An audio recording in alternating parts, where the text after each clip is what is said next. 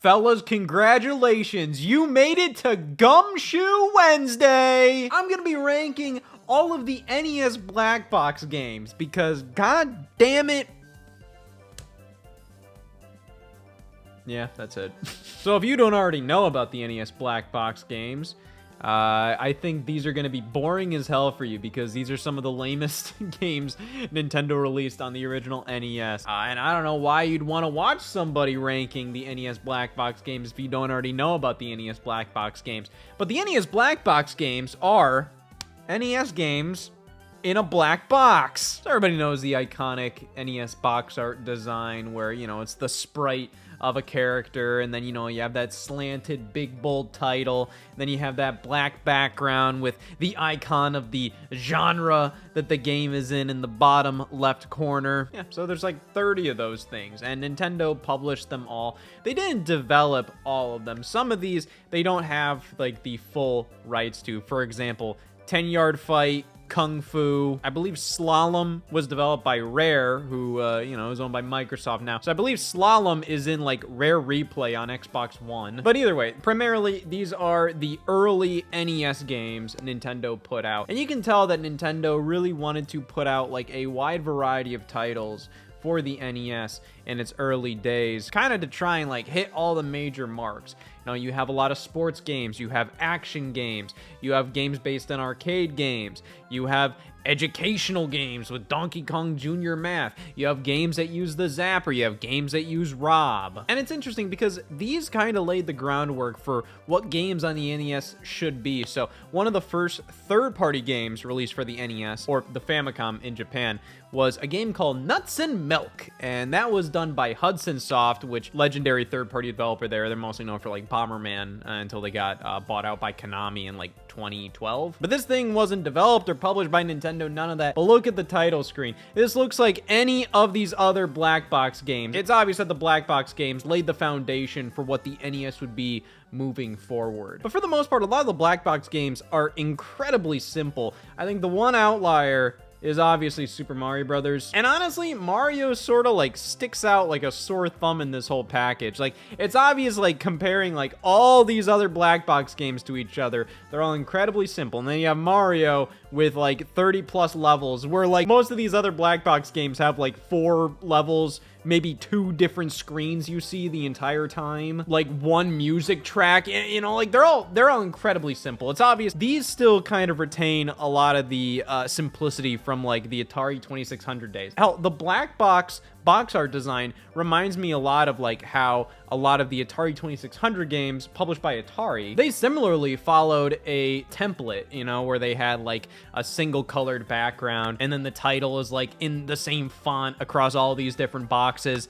But the key problem with the Atari box art is that the games look like this, but then the art on the box looked like this. And of course, as the legend puts it, you go to the video game crash of 1983, where retailers didn't want to stock video games anymore because the market was being flooded with a bunch of low quality titles. And it didn't help that you couldn't really gauge what a game was about by the box art, because the box art was always like this incredibly well detailed, beautiful like art piece, and then you look at the game and it's just like a mess of pixels. Sometimes it would be a fun mess of pixels, but a lot of the time was sort of kind of false advertising. So when Nintendo was trying to break into the North American video game market with the NES, you can tell the black box art was kind of specifically designed to show you exactly what you're gonna get in the game.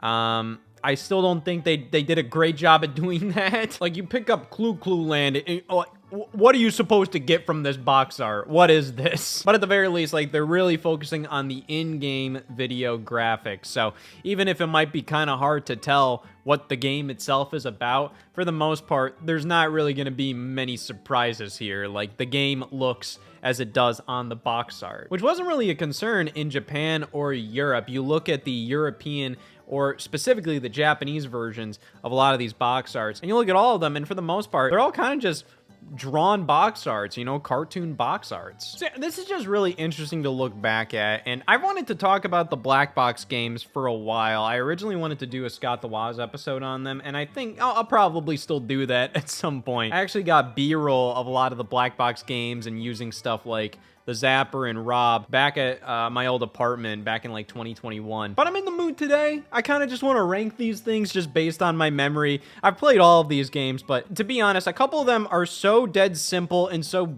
dumb that it's kind of hard to have much of an opinion about them other than like, this is just kind of lame. But hey, these are some of the most iconic games in classic Nintendo history. They're not the best.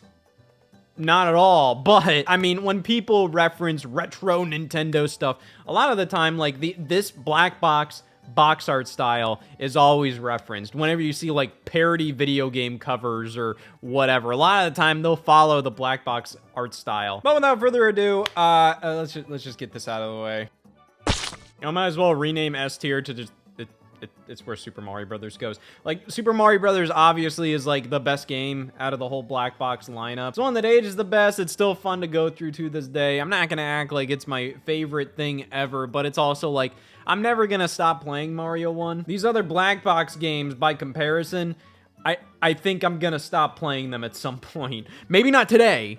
You know, I still think I got a couple of Mock Rider sessions left in me. But Super Mario Brothers is one of the easiest games to just kind of look at as like, this is what a timeless video game is. And like I said, it doesn't really fit alongside the other black box games as well as, you know, the other black box games fit with each other. Like, Mario still feels generally kind of at home with the other black box games. But at the same time, it's just so many leagues above fucking soccer on NES. It's hard to talk about them in the exact same conversation. I might as well talk about Duck Hunt too, because, you know, Super Mario Brothers kind of goes along with Duck Hunt really well. You know, the iconic 2-in-1 combo cartridge for the NES. You know, that's what most people had, and I remember, you know, going over to my grandma's house to play the NES in her back room. I always loved kind of alternating between Mario 1 and Duck Hunt, especially on that cartridge. Duck Hunt is the best Zapper game on the NES. There's a couple of others in the black box lineup, but Duck Hunt has the best personality to gameplay ratio. Like Hogan's Alley, Wild Gunman,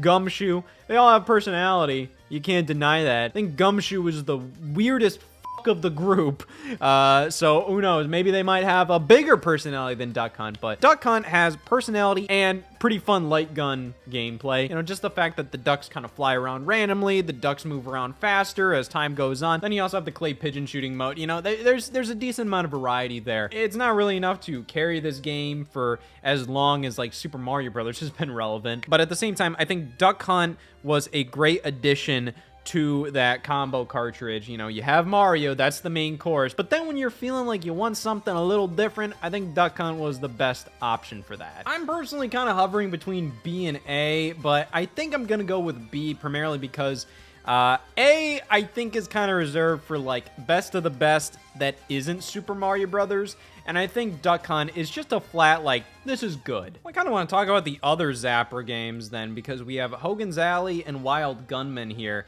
Not as good as Duck Hunt. I think Wild Gunman is kind of a weird one, because I think this game is so dependent on you playing like an actual like Wild West gunman, like, you know, you're squaring off against your rival. The only way the main game mode in Wild Gunman is ever going to be like even remotely challenging, you have to keep your gun down like it's actual quick draw and then whip it up in time. But the game doesn't know you're doing that. You can just keep the damn gun pointed to the screen the entire time, and the gunman doesn't move. You know, like, it's just, when he says fire, then you just shoot, and that's it. You also have a shooting gallery in there, which, whatever. I mean, like, I think that's better. I think the regular Wild Gunman mode is at least kind of like fun theming wise. It's like, I don't know, man. This is gonna be a rare case where I say, hey, you know, 1-2 switch finally fulfilled the destiny of Wild Gunman. With the quick draw game and 1-2 switch, it detects that, like, oh yeah, you gotta keep your Joy-Con pointed down and then you whip it up. Wild Gunman, you don't have to do that. You can just hold your gun up the entire time. Now, of course, that, you know, you're not playing by the rules at that point, but it's also like, I think Wild Gunman goes in D, and it kind of reminds me of Stack Up in that way, where, you know, if you want to have the most fun with the game, you have to do stuff that the game doesn't actually know you're doing. So what do I mean by that? Well, Stack Up is one of the 2 games that use Rob the Robot. I love the design of Rob. I think Rob is a cute thing from Nintendo's history. Rob is one of the worst video game accessories known to man. And Gyromite, the other Rob game, is already like pretty awful to use with Rob, but at the very least, it's an actual video game. Stack Up is a game where you use different colored blocks, and Rob has to move around, pick up the stacks of blocks, and then you have to put those stacks of blocks in certain patterns. You know, the game will tell you like, hey, try to stack up these blocks in this certain pattern with Rob. So the whole challenge with the game is pretty much designed around the fact that Rob sucks to control. You pretty much just input the directions you think Rob has to go into to stack up the blocks properly. But the thing is, the game doesn't know if you've succeeded or not. You tell the game when you've succeeded. You say like, hey, I got this pattern right. And then Stack Up goes, good for you, let's move on to the next level. That's why I say it's similar to Wild Gunman, because I think Wild Gunman's entire like concept falls apart if you don't like hold yourself to real life restrictions, like, oh, keep your gun pointed down like an actual Wild West outlaw and then whip it up at the right time. Like, why do that when you can just keep the gun pointed at the screen the entire time? At least with Duck Hunt, if you keep the gun pointed at the screen the entire time, you still might not win because the ducks are flying all around all over the place. Now, if Wild Gunman is in D, does that make Stack Up a D tier game or an F tier game?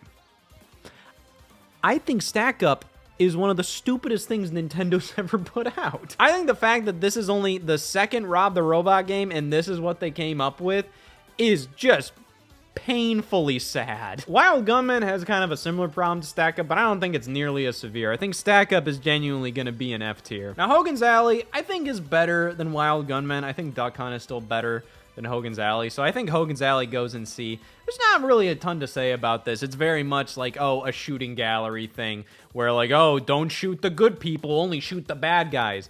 That's sort of it. I think it's more interesting than Wild Gunman. I think Wild Gunman has better theming, but at the end of the day, I think Hogan's Alley is just a more engaging video game. You also have the tin can trick shot minigame in Hogan's Alley. Like, it just makes it more interesting than Wild Gunman. So we have the trio of Zapper games, one right after another. Then there's Gumshoe. This game is fucking weird, just to put it lightly. So for these Zapper games, you might see some footage with like a cursor and stuff, just because it's kind of hard to get like actual like modern footage of some of these games. And Duck Hunt, Hogan's Alley, and Wild Gunman were actually all re-released on the Wii U Virtual Console, which is why some of the footage that you see, the games look like ass, because NES games look like ass on the Wii U Virtual Console. But Nintendo officially re-released those games with Wii Remote pointer support. That kind of ruined some of the game because the Zapper wasn't like perfect, and it very much kind of came down to like you had to like make sure it was lined up. It honestly felt a little more realistic because like an actual gun isn't as like precise as like a Wii Remote pointer or something. But still, all those games were re-released on the Wii U Virtual Console. Gumshoe wasn't, and for good reason. Gumshoe is, like I said, it's fucking weird. It's a platforming game that you control with a gun. You shoot everything in this game. Like, you shoot Gumshoe himself to make him jump. You shoot enemies. You try to get, like, his pathway clear. I guess it's an interesting concept. But I think just the concept that you shoot Gumshoe to make him jump, but then you also shoot everything bad, it's just a little unintuitive. Gumshoe kind of reminds me of Gyromite, where it's not that the game itself is bad, but you almost feel like this game that isn't like a bad game is just kind of forced to use a peripheral that doesn't really make a ton of sense for it. Because Gyromite, similarly, I don't think is like a bad game, but the fact that you have to use it with Rob just kind of turns it into a bad game. You know what? Gumshoe and F, that makes sense. Sorry, Gumshoe. Gumshoe did not leave really much of an impact at all. And I just feel like as a Zapper game, it doesn't make a ton of sense. I almost feel like this should be like a 2-player cooperative mode. I don't think you should have to shoot Gumshoe to make him jump, but potentially there could be something where one player controls Gumshoe and then the other player has the Zapper, and you can help them by, like, you know, killing enemies or something like that. Now, I do find it commendable in some ways. Like, you know, like it is kind of like an auto runner. Probably one of the first of its kind. You know, Gumshoe moves automatically and stuff, but like, yeah, I just don't think it ends up working very well. Which brings us to Gyromite. Now, here's the thing. Gumshoe you cannot play in any other way. You have to use the zapper. Gyromite, you don't need to use Rob for it. You could just have another player use the controller. So the whole idea with Gyromite is you're supposed to give your second controller to Rob, and then you play the game like a normal kind of like puzzle platformer. Pretty much you go through the entire level trying to collect all the dynamite before time is up. The problem is there's a lot of pillars that the second player has control of by hitting A or B. Now the way Rob does that is you have to control Rob with the game to tell him, hey, pick up this spinning gyro that's spinning so fast that when Rob picks it up and then drops it on either the A or B buttons, it leaves enough pressure to officially hit a button while also staying spinning around. So, yeah, I mean, like in concept, I guess that works. But Rob is so fickle. He is so slow. Even if we were playing this back in the 80s when this stuff wasn't like 40 years old and barely functional anymore, because like I have a Rob and I can kind of get him to work, but even when this stuff was brand new, didn't work very well. It's a shame because I think Gyromite is a cute puzzle platformer. If you have a second player, I don't think it's the worst thing in the world. I do think the second player is probably going to be a little bored. I do feel like it is kind of something where if you could honestly combine the two controllers and you could just play as one player and be able to move the pillars yourself. I do think there might be enough challenge involved, especially near the later levels where like you could make that work, but I do kind of feel like the challenge in this game comes from having to work with a fucking robot that doesn't work. Unfortunately, I'm going to be giving Gyromite D, because, you know, it is unfortunate. I think Gyromite has some merit. I especially like the music in Gyromite. And I love, like, the little enemy designs. I think they're called the Smicks. Oh my god, I never even registered. In fact, this green fucking thing from this, like, iconic, weird NES controller from back in the time, that's a Smick! I never thought about that being a Smick. All right, gang, let's talk about some arcade conversions on the NES. First, we have the original Donkey Kong. That's what it says on the box art, the original. I feel like they really wanted to say that because on the NES compared to like arcade games on the Atari 2600, it's like night and day. It's literally like, hey, Donkey Kong on the NES looks exactly like you'd expect Donkey Kong to look like. Now, it's not a one-to-one perfect recreation of the arcade game. Most famously, like the Pie Factory level from arcade Donkey Kong is missing from the NES game. They also don't have those little mini title cards between stages where it says, how high can you get? The NES version doesn't have that. It's just 3 stages, just back to back, and it just keeps on looping like a Donkey Kong arcade game does. Hey, it's Donkey Kong. I like Donkey Kong. I wouldn't say it's like my favorite classic arcade game from the 80s, but, you know, it's always fun to go through. You know, I think the fact that this version does omit a decent chunk of things, you know, it doesn't make it like a bad version of the game, but especially these days where the arcade version of Donkey Kong is readily available via arcade archives, it does make the NES version that much more relevant. I'd probably give it a B just because, like, it's good. But I wouldn't say it's like, oh my god, one of the best of the best. Now, the sequel, Donkey Kong Jr., not as iconic as the original Donkey Kong, but I would honestly make an argument that I think, at least in regards to this NES version, I would honestly say Donkey Kong Jr. might be the better game. I think the original Donkey Kong is far more iconic, but I do think Donkey Kong Jr. kind of expanded the gameplay and the possibilities of the gameplay style that the original Donkey Kong introduced. I think climbing up the vines is a very interesting mechanic because, you know, using 2 vines at once, you're gonna climb up faster, but that makes you more vulnerable to certain enemy attacks and whatnot. You can also, like, run into fruit and drop that on certain enemies. And the NES version retains all of the levels. It doesn't include all the cutscenes, but I think it's a far more faithful port than the original Donkey Kong, which isn't bad, but, you know, I think this one is superior. So not only do I think Donkey Kong Jr. is a very cool follow-up to Donkey Kong, where it does feel in line with the original game, but it's also doing something kind of completely new, which I think is really commendable. But also, it's a good port of the game, so I think it belongs in A tier. All right, but here we have a bit of a side tangent because we're gonna talk about Donkey Kong Jr. Math. Like I said, Nintendo back in this day kind of wanted to do as many different types of games as they could have on the NES with these black box games. So this is the only educational game, and this thing is kind of like the fun little punching bag of Nintendo's published titles, mainly because like it's the only educational one, and also you know, Nintendo's re-released their NES games numerous times through like the Wii Shop channel, 3DS, Wii U eShop, Nintendo Switch Online, all of this stuff. So here's my thing. This is why this game gets so much hate. I don't think it's fair to just completely piss all over this game just because it's an educational game. There's loads of educational games that I've really been fond of throughout the years. Donkey Kong Jr. Math is not one of them. That's because I didn't grow up with Donkey Kong Jr. Math, and I just think it's hilarious whenever Nintendo tries to resell this game. It was at the very least on the Wii Shop channel and the Wii U eShop, and then it got added to Nintendo Switch Online. Now, when it gets added to Nintendo Switch Online, who the hell cares? Because it's not like you actively paid $5 for Donkey Kong Jr. Math, but on the Wii Shop channel and Wii U eShop, you did if you bought it for some reason. In the context of that, yeah, I think this was like one of the stupidest games you could possibly buy via the virtual console, because like it's literally like, why? But here's the thing, I can't really hate on this game too much because it's exactly what it sets out to be. It is Donkey Kong Jr. flavored math. And I think if you have a kid who loves Donkey Kong Jr., that is like their big thing. Donkey Kong Jr. Math is honestly like a really good version of Donkey Kong Jr. if you want your kid to do more math problems, because it feels like Donkey Kong Jr. It looks like Donkey Kong Jr. I honestly think it would make sense if Nintendo released more educational games where like it looks and feels exactly like the game it's based on. If there's like a Super Mario Brothers Wonder Math kind of game, like I feel like that would kind of get some people to do their math problems a little bit more if it was kind of fun to control. I'm not saying I really want this, but it's also like, it's not the worst idea in the world. I mean, I just can't really put it anywhere other than D.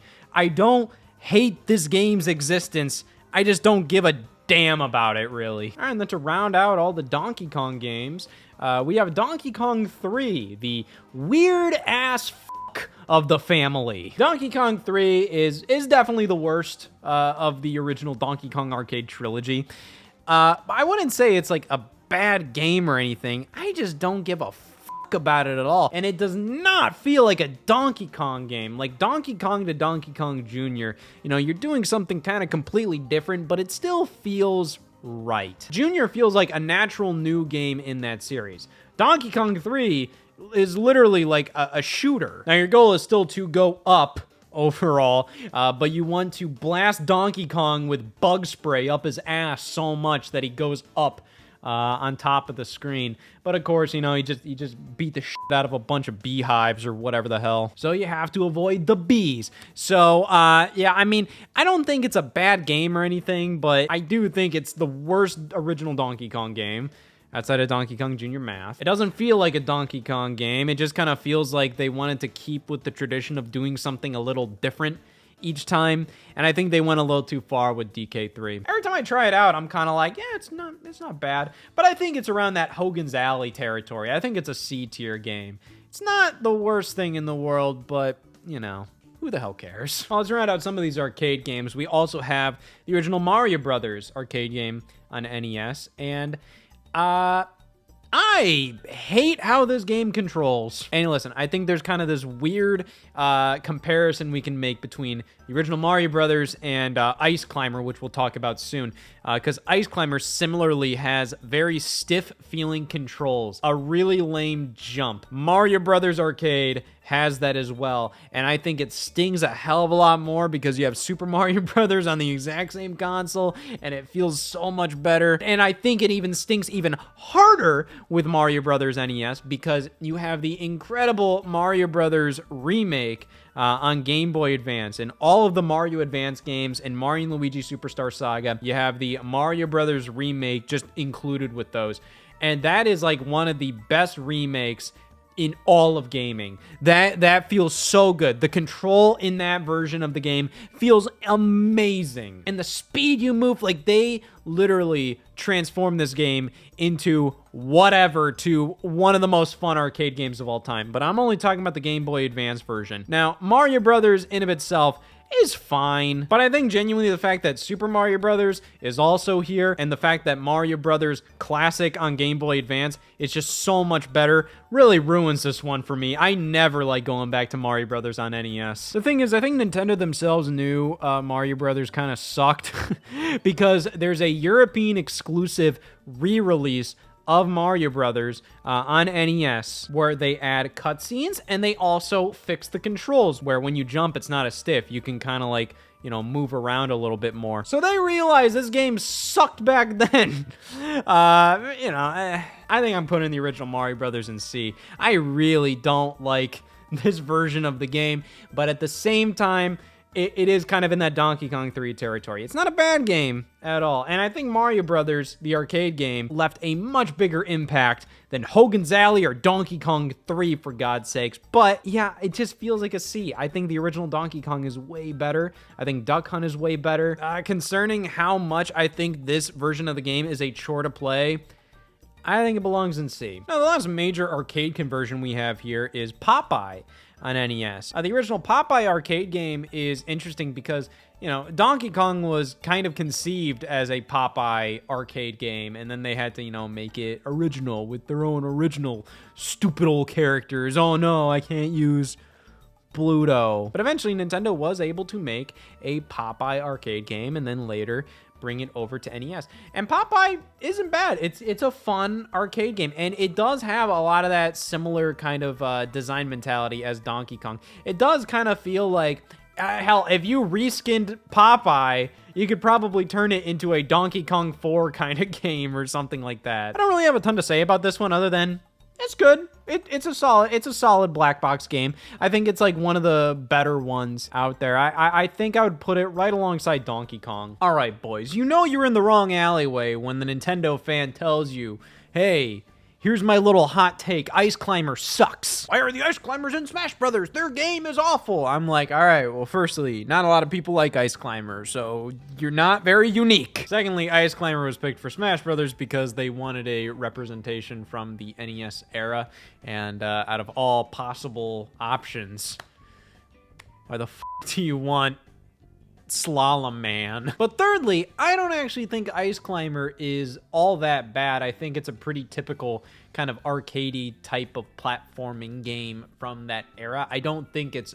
great or really anything all that amazing, but I do feel like the main problem everybody has with Ice Climber is the control. And I just kind of feel like the control is kind of what makes the game challenging, and I know that's a stupid excuse. Like, it's just like, oh, the fun of the game comes from how awful it is to control. But I don't think it's awful to control. I think Ice Climber is a game that you can very much get used to the control as it goes on, and it's not horrible or anything.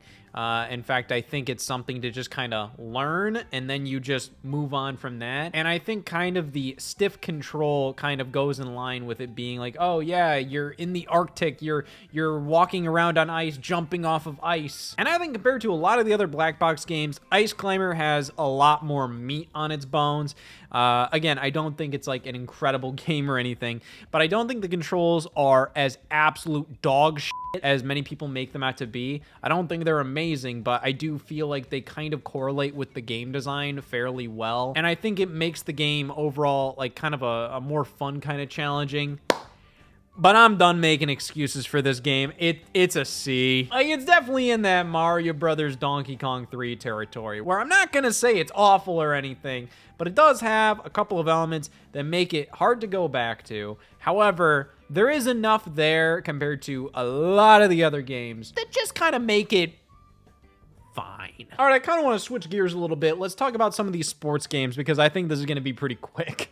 A lot of these sports games I really don't have much to go off of other than which ones are actually okay and which ones are absolute fucking dog water. All right, baseball? I think baseball's an F. Baseball is like one of the least involved of the NES sports games. It's literally like, yeah, they pitch the ball, you hit it, That's kind of it. Of course, it had some value at the time of its release. You know, it is a baseball video game. But, yeah, I just find that compared to, hell, even soccer, you just have more control in that game. There's just more going on in there. I think baseball is just pointless to go back to these days. Now, 10-Yard Fight is interesting because it is not made by Nintendo. It's published by Nintendo, but it's actually an IREM game. And it was actually an arcade game before it hit the NES. Very similar to all these other sports games. There's really nothing of worth to go back to here. It is a very simple game of football. Of course, when it comes to NES football games, I never hear anybody talk about 10-Yard Fight. You mostly hear people talk about Tecmo Bowl. And of course, I just don't have much to say about a football game, but I would say this is like D. Right alongside soccer. Again, soccer on NES is very much like, okay, there's more to do in there than with baseball. And, you know, you can move around the whole field. Wow. And I would say tennis is in the same boat. I would say those three games I would put in D tier. Now, golf is an interesting one. Golf has always kind of been one of the more beloved black box sports games, mainly because I think golf just ages much better. There's more going on. There's more strategy with golf. You have all these different golf courses to play on. And you know, golf's legacy lives on with Wii Sports and Clubhouse Games, 51 Worldwide Classics, and Nintendo Switch Sports, where those same golf course designs from the NES golf game return in those games, which has always been kind of like a cute little part of Nintendo's legacy kind of living on. I think the thing that makes golf on NES better than a lot of the other sports games is, like I said, golf just ages a lot better. I think going back to like 10-Yard Fight in soccer, I don't really think there's any reason to pop those in again. Tennis, you know, tennis is still like okay, but like I just feel like this era of tennis game, the perspective is always really hard to gauge for me personally with like tennis games on NES and Super Nintendo and all that. I think when you get to 3D tennis games, like let's say you go to like Mario Tennis on N64, that's when things feel a lot better. It's kind of hard to gauge the perspective of where the ball is sometimes with these sprite-based systems. Golf is still very primitive, but I just find it to be a lot easier to just kind of get into, and you're like, okay, so this is how you play. You aim your shot, and then you just go for it. I just feel like even though it is outdated, golf on NES is one of the easiest sports games to go back to. So I think it belongs in C. Volleyball, I would say, is one of the more forgotten about NES black box sports games. And for good reason. It's volleyball. It's not that interesting. Again, I think a problem for me is the perspective being kind of weird. You view things from a side profile, which kind of reminds me of like the volleyball game on like Atari 2600. But yeah, still a very primitive take on volleyball. It's not really that bad, but yeah, I mean, comparing this to golf just has like, oh my God, so many courses, and it's just more interesting. I'm gonna be on like something like this is just volleying back and forth from a weird perspective. Not a lot's going on, not a lot changes. There's not really any variation in the gameplay at all. It's just fucking volleyball. For the last of the traditional sports games, pro wrestling, I think that belongs in C too. Now, I'm not a wrestling guy, but at the very least, this has more depth to it than a lot of the other sports games. It was one of the last, if not the last, black box game released. It launched in like 1987, which is pretty late considering that most of these games released around like 85. But you can definitely tell it's a later release because, I mean, like graphically, it does so much more. It's so much more interesting to look at than something like soccer or volleyball or whatnot. But you know what? I'm thinking about it, man. Now that I mentioned volleyball again, I'm kind of remembering that game. That game really sucks ass. And I looked up the year that it released. It released the same year as Pro Wrestling. Pro Wrestling still released later, but still. And I just remember that game being like really fucking annoying, man. Like thinking about it, I think you look at tennis. And tennis is at least from a perspective that makes sense, you know, for a tennis video game. And volleyball being off to the side, and then you control like a bunch of different team members that look the exact goddamn same in volleyball. I think this is going an F. All right, well, what about another hated black box game? We have Urban Champion. This is generally seen as like one of Nintendo's punching bags, you know, a game that nobody really likes.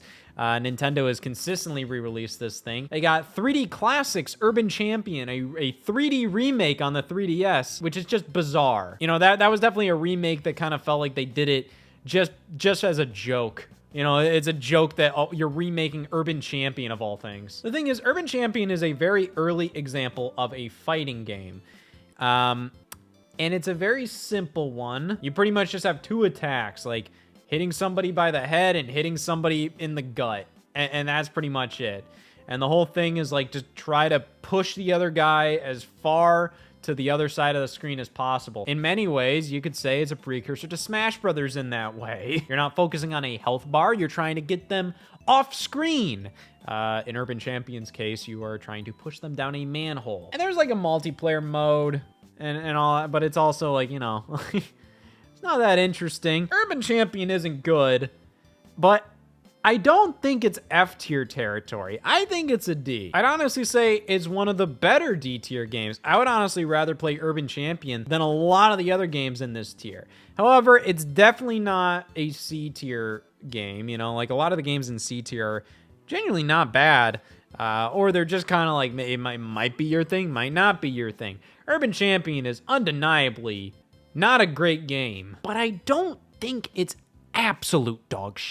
I believe I'm the only person brave enough to defend Urban Champion and Ice Climber in a single day. Balloon Fight. Who doesn't love Balloon Fight? I like Balloon Fight, but Balloon Fight is kind of an example of like a game that is more beloved just based on the fact that it's an early NES game than anything surrounding the gameplay. Like the gameplay is just a ripoff of the game Joust. I think Balloon Fight feels very iconic with like exactly what it is. You know, you have this little guy with balloons and you're flapping all around. And you know, you have the music in the balloon trip mode, which is just wonderful. Like there's a lot of little elements. I think Balloon Fight is one of the cutest kind of examples of a classic Nintendo game. You know, the iconography of that is way more powerful than the game itself, which is good. I think Balloon Fight is genuinely a pretty decent game. The problem is, it is genuinely a ripoff of Joust. At the very least, you have the balloon trip mode, which I think is genuinely a pretty fun mode. You know, they sort of remade it in Nintendo Land with like Balloon Trip Breeze, and that was one of the best single-player games in Nintendo Land. And you know, they had kind of like a follow-up on Game Boy, Balloon Kid. And you know what's weird? They actually ported the Game Boy game, Balloon Kid,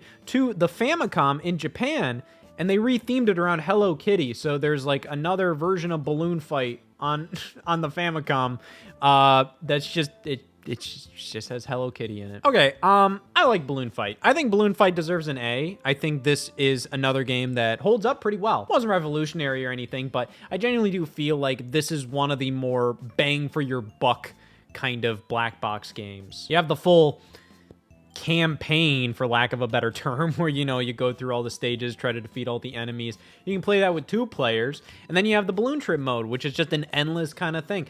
Yeah, I think you could still get, honestly, a nice chunk of playtime out of this, and you'd be like, that was kind of fun. So yeah, I'm giving Balloon Fight an A. Now let's get Excite Bike out of the way. Excite Bike is possibly up there right alongside Super Mario Brothers as one of the best and most popular, most iconic black box games that it's still pretty fun to play these days. I think honestly you can see a lot of Excite Bike's influence on a lot of games that followed even into the modern era, even stuff like Trials or Joe Danger. You know, I think the fact that Excite Bike is less about racing and finishing in like first place as it is about just like maintaining your bike and making sure you're keeping things balanced and you're not overheating and you're also like on the right track and all of that. I think that's helped it a lot throughout the years because I remember playing it as a kid. I didn't understand what I was doing wrong. You know, your bike would overheat a lot of the time. I would end up like stumbling and all of that.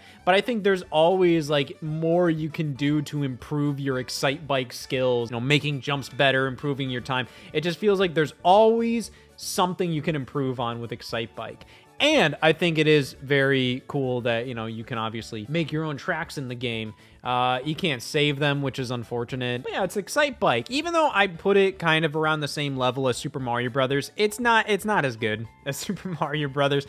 Excite Bike's fun to go back to, but It's not as everlasting as Mario 1, so I think it still belongs in A tier. Well, how about another Mario game? We have Wrecking Crew. It's another game that's a part of the programmable series, which is kind of a weird genre of black box game. You know, they all have their little genres. And if your game had a level creator in it, then you're a part of the programmable series, which it's a weird-ass genre to put yourself into just because of one little side mode. Wrecking Crew is another one of those Mario games where it's not really a Mario game, but you are playing as Mario, so it's a Mario game. So it is interesting, you know, this is kind of like, oh, Mario, you're a construction worker in this one, and you have to break down all the walls in the level. I think it's a fine puzzle game. I think my problem is it's just kind of boring. You know, it's all about just like, hey, okay, we got to destroy everything in the level, but we also don't want to fuck ourselves over and maybe destroy like a ladder that we need to get up to a certain area or whatnot. That's pretty much it. And it's fine. But it's never been like that great of an NES game. It's okay. Most interesting things about Wrecking Crew for me is that they brought back like the boss from this game as like an actual character in the Mario movie, which I thought was kind of interesting. And then also you had like a full-blown sequel to Wrecking Crew on the Super Famicom only in Japan in like 1998. I do think this gameplay has potential. It's like a sound concept, but I think like you gotta go even further with it. You gotta do like a bunch of other like more unique ideas. And honestly, the most unique, interesting thing about Wrecking Crew 98 is that it comes with like a full-blown like port of the original NES game, which I just think is interesting. There's like a couple of Super Nintendo games that just kind of come with like NES games on the cartridge, which I just think is weird. Even a game like Ninja Gaiden Trilogy on Super Nintendo, like the sprites still kind of look like that old NES game. And I just think that's interesting when a Super Nintendo game has like an NES game in it. But yeah, Wrecking Crew gets a C. What about Kung Fu though? Kung Fu is another game that is not developed by Nintendo. That's why we haven't really seen Kung Fu get re-released as much as the other games here, because Nintendo doesn't own the rights to it. But Kung Fu is generally kind of seen as like one of the more iconic classic NES games, and for good reason. It's a really fun game. I think what's really satisfying about this game is how you have this barrage of enemies come up, but your character is so fast with just taking them out. It's a very satisfying game to just kind of blast right through. But as classic as it is and iconic, I think it would go in B, because I just kind of look at the games in A tier, and of course, you know, like, I wasn't there in the 80s. Shocker, look at me. All I know is that a lot of people have very, very strong memories with Kung Fu as being, like, one of the best classic games. But, you know, for me personally, I like it, but I don't think it's, like, an A tier. I would still rather play Balloon Fight or Excite Bike compared to Kung Fu, which I still like, but I just kind of look at it next to Popeye and Donkey Kong. I think it fits a little better around there. All right, but what do you motherfuckers know about Slalom on NES? Look at this guy. Yeah, so this is one of the weirder ones. This is another later black box release in '87, developed by Rare. So it's this game is owned by Microsoft now. Good for them. Now, Slalom is an interesting game, primarily because, you know, you kind of have a bit of a 3D perspective with it. And the animation on, you know, your guy is very strange, but it is kind of endearing. Like, you know, like when you wrap up a race, you know, his little animation is just very odd looking. You know, the fact that his ass is so prominent too, you know, that's another bonus. Listen, here's my thing. The only way I think I can genuinely rate Slalom is if I rate Mach Rider alongside it, because both are kind of racing games. Mach Rider is much better than Slalom. Like you're getting a much better experience with Mach Rider. And, you know, it's an NES racing game. It's not going to be anything that great. But I think Mach Rider was at least like a much meatier experience. The fact that, one, you can design your own tracks in the game, which is cool. And two, the fact that Mach Rider has a lot more sauce with it. It's a much saucier game. It takes place in the fucking future. Mach Rider uses a gun. It's wild.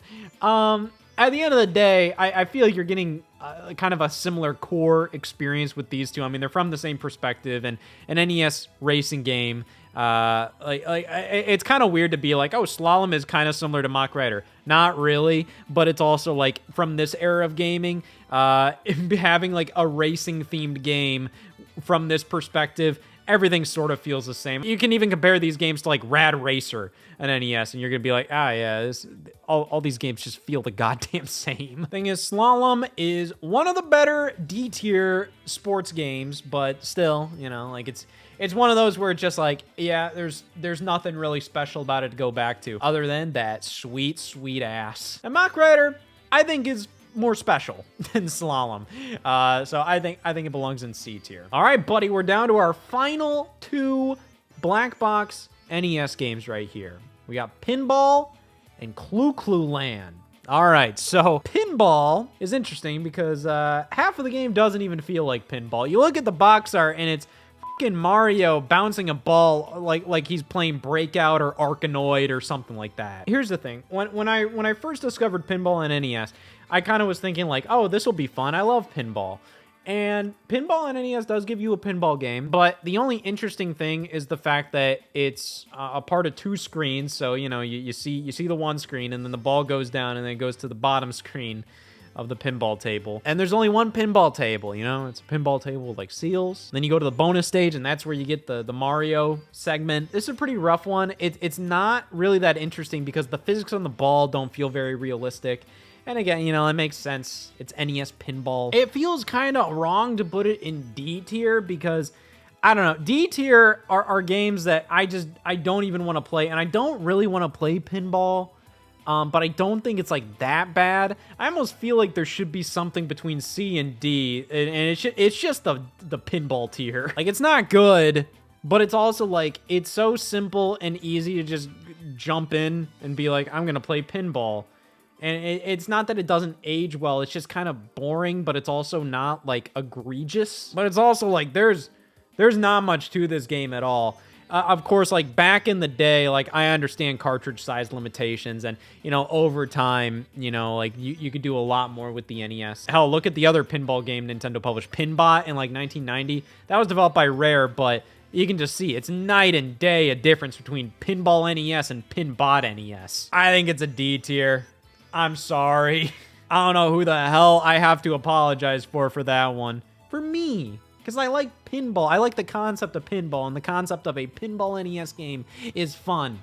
But this one is pretty it's pretty damn sad. Which brings us to where all things always end up.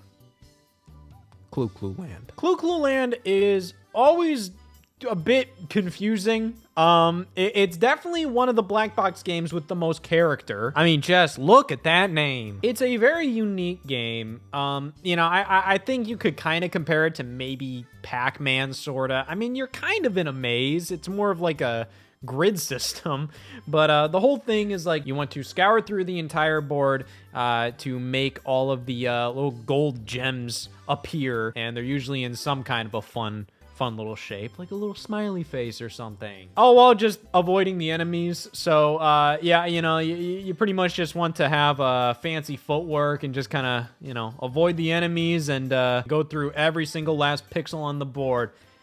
It's fine. This is still a pretty easy C tier kind of game where it's just like, yeah, I mean, it's very Wrecking Crew-like in the sense that I respect its game design, but I'm never really itching to play it. And folks, that's the entire black box lineup of NES games. But wait! I want to include a couple of little stragglers. These are games that kind of have some black box style energy to them, but they are not black box games. So I'm talking about the 3 silver box NES games. These games follow the exact same design format as the black box games. However, they have a silver box, and that's pretty much it. Firstly, we got Kid Icarus, which, you know, Kid Icarus is not the greatest first outing. I mean, like, it's a fine game. Again, like, it's It's definitely more of an adventure, much like Super Mario Brothers, but I don't think Kid Icarus necessarily ages the best, where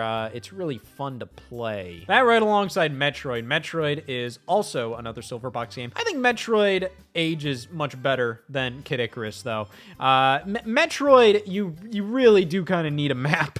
In this day and age, and it does not have a map, so you kind of have to like keep notes with this game. But if you do that, I think the original Metroid is still a pretty decent time. It's not too bad. Kid Icarus, if you're playing like the 3D Classics remake of that game on 3DS, Kid Icarus on 3DS, is not that bad. The original NES game, it just gets kind of annoying. Kid Icarus is annoying. Metroid is easy to get lost in.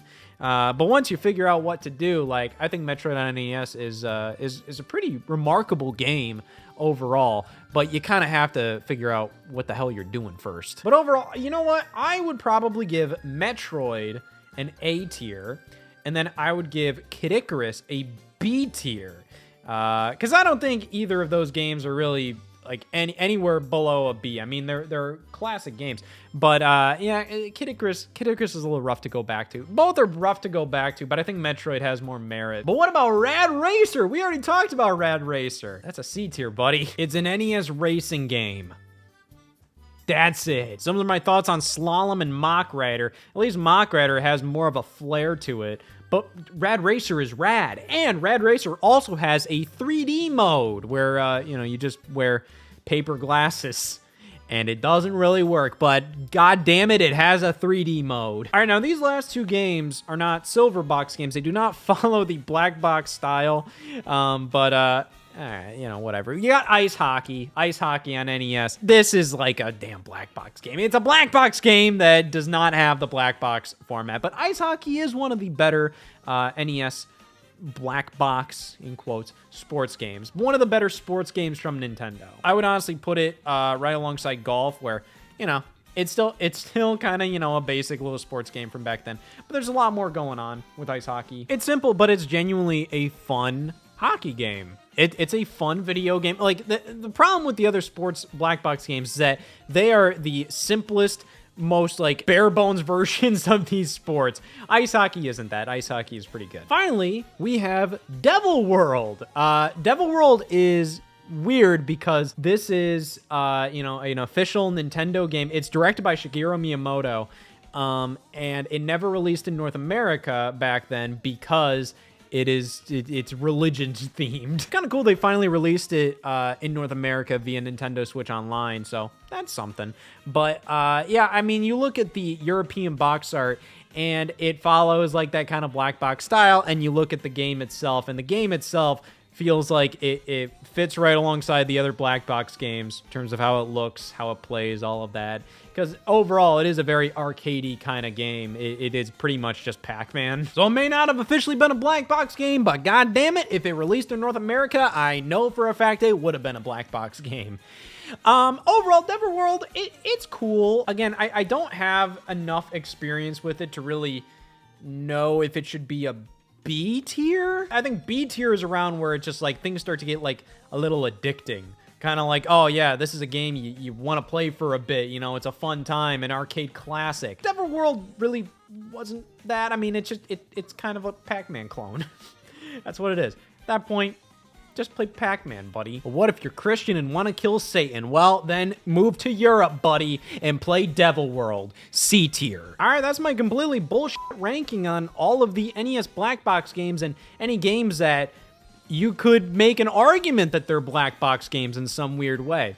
Overall, as much as a lot of these games just do not hold up and they're just kind of like way too overly simplistic nonsense, there's still like a lot of fun you can have by just taking a look back at them. I would really recommend firing up Nintendo Classics on your Switch or Switch 2, and just trying out a couple of these black box games. You only have to play them for like 30 seconds or something, but just seeing like kind of the origins of Nintendo these days. Back then, you know, like what they were trying to do back then. Even though a lot of these games aren't amazing, you can still see a lot of like modern Nintendo philosophies and stuff in some of these games. It's genuinely really interesting, and also just the fact that like they pumped out all of these games to kind of give you the most variety possible on the NES in its early days.